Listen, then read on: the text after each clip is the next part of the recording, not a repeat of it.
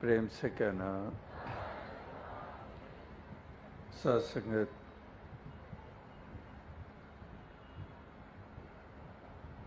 कुछ वर्ष सबको अपना करके देखते हैं, जिनके लिए कोई दीवारें नहीं हैं, जो न दीवारें खड़ी करते हैं, ना एक दूसरे से दूरियां बनाते हैं, ना एक दूसरे को नीची दृष्टि से देखते हैं, राम और रहीम में भेद नहीं करते हैं, जाति पाति के मुद्दों के ऊपर या जाति पाति के आधार पर दूसरे के ऊपर जुल्म और सितम नहीं करते हैं, ना मज़ो मिल्लत की दीवार, ना जाति पाति की दीवार, ना रंग नस्ल की दीवार, ना रीजनलिज्म, ना प्रांतीयवाद की दीवार, ना मुल्कों की हदें और सरहदें, केवल और केवल मानव जाति के रूप में देखते हैं, जो उद्घोष वसुधैव कुटुंबकम वाले कब से इंसान तक पहुंचाए गए, उसी अनुसार वही दृष्टि रखते हैं कि वसुधैव कुटुंबकम के सारे ही धरती के ऊपर बसने वाले तमाम लोग एक कुटुंब का हिस्सा हैं, एक परिवार का हिस्सा हैं। ये ऐसा कुंबा है, ये पहला सबक है किताब खुदा का कि मखलूक सारी है कुंबा खुदा का। वही बात के वसुधैव कुटुंबकम, कुटुंब परिवार कुंबा, ये किसका है? खुदा का है। सारे ही बंदे इसी के बंदे हैं। इसलिए यहाँ पर ऐसी दृष्टि रखने वाले, जिनको ये जागृति मिल जाती है, जो ये रियलाइज़ कर लेते हैं, जो अवेयर हो जाते हैं इस सत्य के प्रति, वही हैं जो वास्तविकता में कुटुंब की तरह जीते हैं। उनके लिए कोई भी ऊंच नीच नहीं होता है। वो अपनी जाति का अहम नहीं करते, दूसरी की जाति को नीची दृष्टि से देखते नहीं हैं। ये जाति पाति की प्रथाएं जो लगातार कहाँ कब स्थापित हो गई, जिसके कारण आज सदियों ऐसे एक आपस में दूरियां ये बनी हुई हैं, एक ऐसा विभाजन हुआ पड़ा है। तो इसलिए महापुरुष संत जन जैसे अपने भाव रखते हैं, चाहते हैं कि हर इंसान के वही भाव हो। जैसे उनकी समदृष्टि होती है, वो चाहते हैं हर इंसान वैसी दृष्टि वाला बने, जो भेद वाली दृष्टि नहीं है, जो अभेदता वाली दृष्टि है, जहाँ पर ना को बैरी ना ही बेगाना सगल संग हमको बनाई, कि कोई पराया कोई बेगाना नहीं है, सगल यानी कि सब अपने हैं, सगल संग हमको बनाई। तो इस प्रकार से ये महापुरुषों के केवल कथन नहीं रहे हैं, ये उनकी अवस्था रही है, ये उनके नज़रिए रहे हैं, उसी अनुसार उनकी चाल भी रही है, उसी अनुसार उनके व्यवहार भी रहे हैं।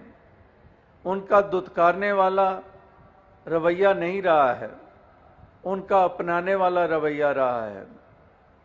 उनके मन में दया और करुणा का भाव रहा है, वो हितैषी रहे हैं।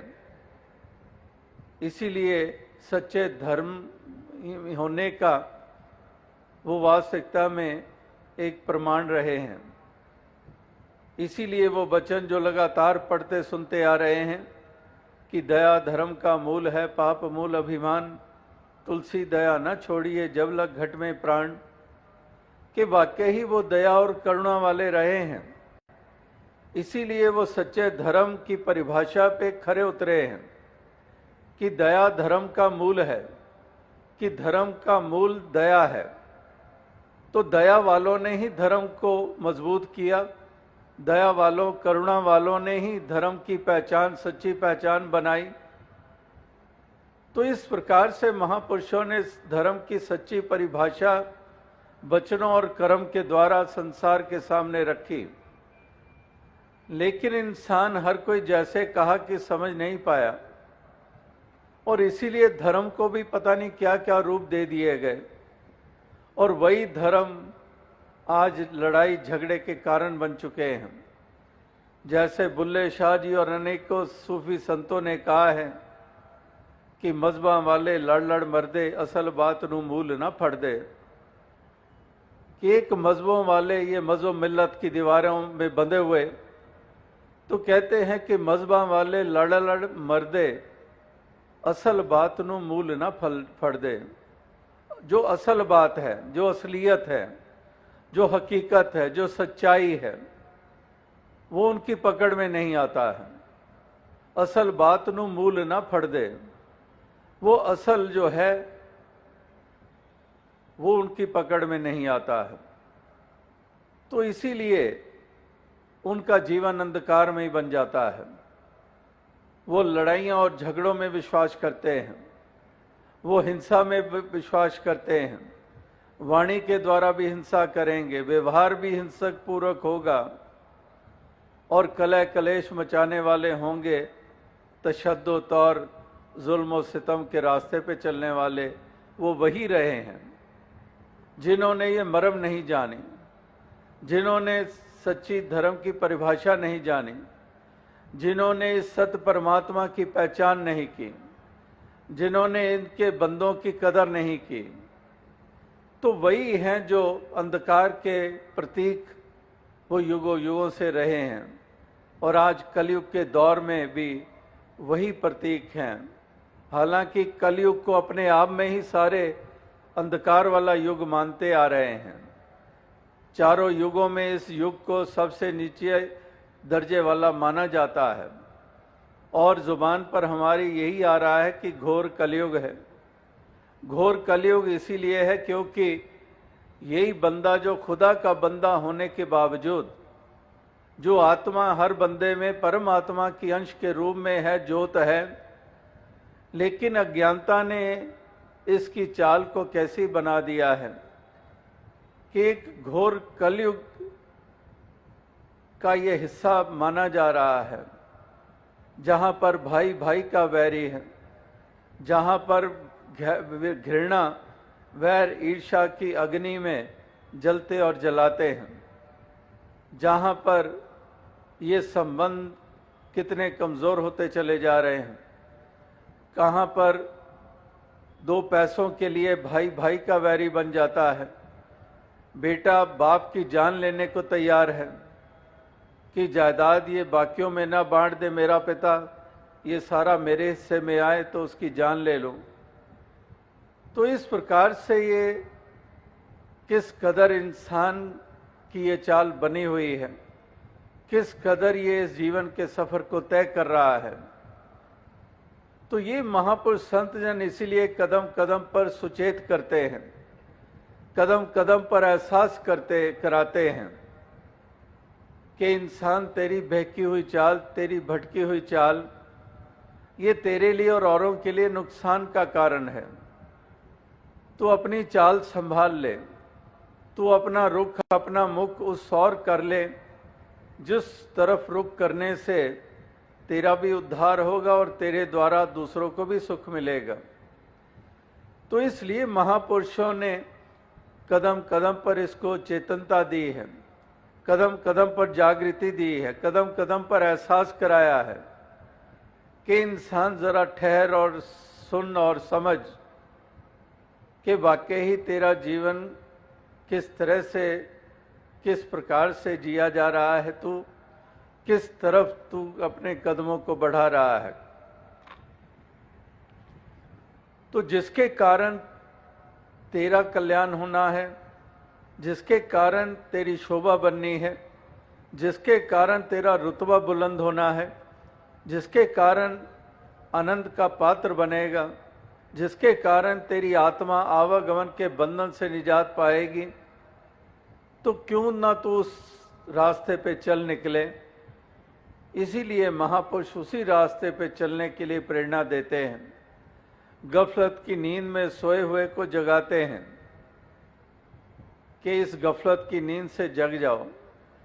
ये गफलत की नींद में सोए सोए सारी उम्र तमाम कर दोगे, खाली हाथ आए और खाली हाथ चले जाओगे, और खाली हाथ आए और खाली हाथ जाने का जो भाव है उसके पीछे भी महापुरुष बताते हैं कि ये खाली हाथ आना और खाली हाथ चले जाना, क्योंकि इंसान इस जन्म को, उत्तम जन्म को पाकर भी ये वो उपलब्धि नहीं करता, वो प्राप्ति नहीं करता जिसके कारण ये कहा जाए कि खाली हाथ गया नहीं है, ये भरपूर होकर गया है, ये सच्ची दौलत को प्राप्त करके गया है, इस राम रतन धन को पाकर माला माल हो गया है, केवल लोक के लिए नहीं पर लोक के लिए भी। इसने अपने तमाम बंधनों को उससे निजात पा ली है।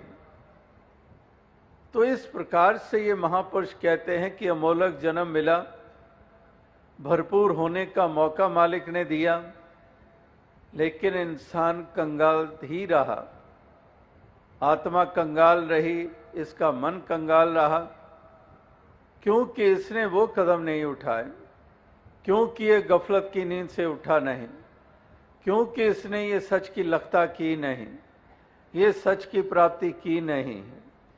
इसीलिए ये बल्कि बोझ अपने बढ़ाकर इस संसार से रुखसत हुआ। रुखसत तो हर किसी को होना है, जाना तो इस संसार से हर किसी को है, यहाँ पर किसी का भी लिहाज नहीं है। ये ऐसा विधान बना हुआ है कि यहाँ पर राम भी नहीं रहते और रावण भी नहीं रहता है। राम गयो रावण गयो जाका बहु परिवार, कहो नानक थिर किछ नहीं सुपने जो संसार। कि राजा हो या रंक हो, पढ़ा हो या अनपढ़ा हो, निर्धन हो या धनवान हो, कोई भी हो, किसी के ऊपर भी, एक इंसान के ऊपर भी ये बात लागू नहीं कि उसका लिहाज है। यहाँ तो जाना ही पड़ेगा और हर कोई जा रहा है, हमेशा के लिए कोई राह नहीं है।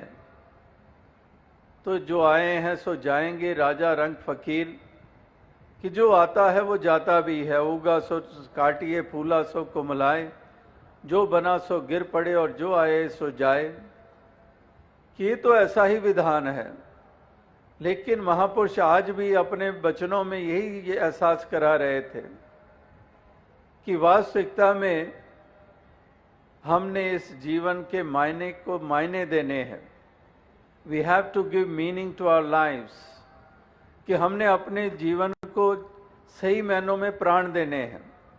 ये जिस्म के प्राण ही काफ़ी नहीं है कि हमारे प्राण हैं, हमारी सांसें हैं, हमारी नब्ज़ है, हमारी धड़कनें हैं, इसलिए हम जिंदा हैं, इसलिए जीवन चल रहा है। महापुरुष कहते हैं कि ये असल जीवन नहीं है। इस जीवन को हमने सच्चे प्राण देने हैं, दिल को हमने सच्ची धड़कनें देनी हैं। वो धड़कनें जो प्यार के तहत धड़कती हैं, वो धड़कनें जो दया और करुणा के तहत धड़कती हैं, दिलों को वो धड़कनें देनी हैं। हमने जीवन को सच्चे प्राण देने हैं, वरना ये प्राण होते हुए भी हम प्राण रहित हैं, जिंदा होते हुए भी हम मृतक हैं, चलती फिरती लाशें हैं, जिंदादार गौर जिसको कहा जाता है। क्योंकि ऐसे जीवन को जीवन ही नहीं मानते हैं महापुरुष संत जन, वली गुरु पीर पैगंबर। वो जीवन की उनकी अपनी परिभाषा है, वो पैमाना और कसौटी कुछ और ही है। ये जीवन को वो जीवन नहीं मानते हैं कि तुम जिंदा हो, सांस ले रहे हो, धड़कनें चल रही हैं, तुम बालपन से किशोरावस्था और किशोरावस्था से जवानी की उम्र में और जवानी से बुजुर्गी तक पहुंच गए हो, इसलिए तुम जिंदा हो। महापुरुष कहते हैं कि ये जीवन नहीं है असल में। इस जीवन को भी हमने जीवन देना होता है, प्राण देने होते हैं, और वो जीवन तब कहलाता है जब वास्तविकता में इसी जीवन में हम वो उपलब्धि कर लेते हैं, जब इसी जीवन में हम मंजिल मकसूद को प्राप्त कर लेते हैं, जब इसी जीवन को हम वो दिशा दे देते हैं, जब हम वो चाल चलना शुरू कर देते हैं, तब सही मायनों में हमें ये जीवन हमारा जीवन कहलाता है। जब हम प्यार के साथ जीना शुरू कर देते हैं, जब हम एक दूसरे के दुख सुख में शामिल होने वाले बन जाते हैं, जब हम गिरे हुए को उठाने वाले बन जाते हैं, जब हम उजड़े हुए को बसाने वाले बन जाते हैं, जब हम रोते हुए को हंसाने वाले बन जाते हैं, तब वास्तविकता में ये मान लिया जाता है कि इसने जीवन का सलीका प्राप्त कर लिया है, इसने जीवन जीने का ढंग प्राप्त कर लिया है, इसने सही मायने में जीवन को मायने दे दिए हैं। तो इस तरह से ज़रूरत ये संसार भर में इसकी है, हर युग में इसकी ज़रूरत रही है और आज भी इसी की ज़रूरत है। क्योंकि जब हालातों को देख रहे हैं, जब संसार में इंसान की चाल को देख रहे हैं, और अधिक महसूस हो रही है इसकी ज़रूरत कि इंसान कितनी गिरावट की ओर जाता चला जा रहा है।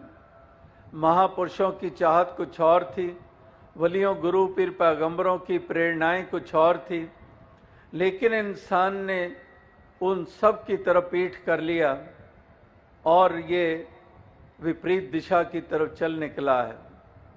तो इसलिए महापुरुष संत जन चाहते हैं कि संसार भर का उद्धार हो, हर इंसान का कल्याण हो, हर इंसान प्रभु की उत्तम रचना होने की पहचान बनाए।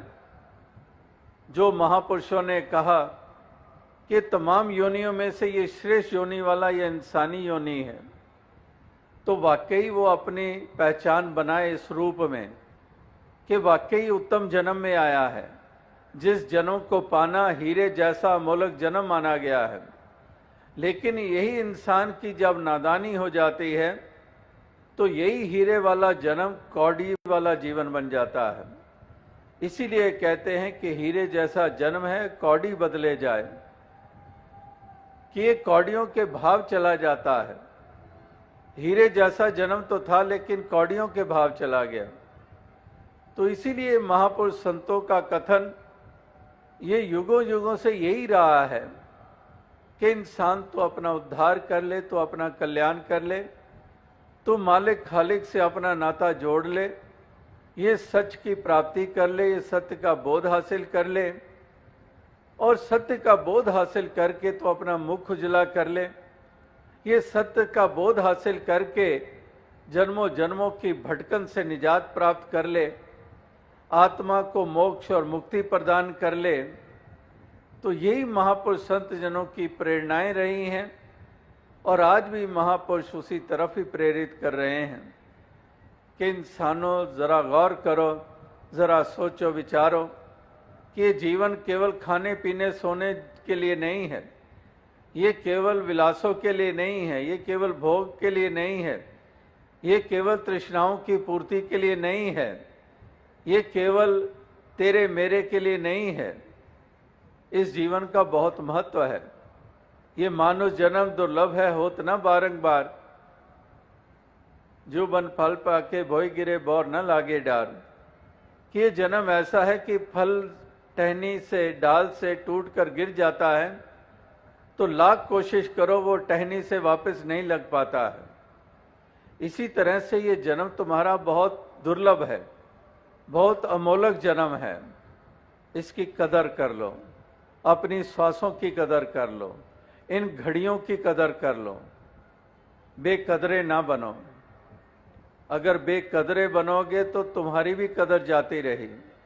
तुम्हारी भी कदर इसीलिए होगी जब तुम श्वासों की, इस जीवन की, इन उत्तम पहलुओं की कदर करोगे तो तुम कदर वाले बनोगे। वरना तुम्हारी कदर इसीलिए नहीं रहती क्योंकि ना तुम सत्य की कदर करते हो, ना मानवता की कदर करते हो, ना प्रेम भाईचारे की कदर करते हो, ना मिलवर्तन की कदर करते हो। इन सब की कदर ना करने के कारण तुम्हारी भी कदर जाती रही। तुम इंसानी पहचान भी गंवाते चले गए और तुम्हें शैतान और हैवान का नाम दिया जाता रहा।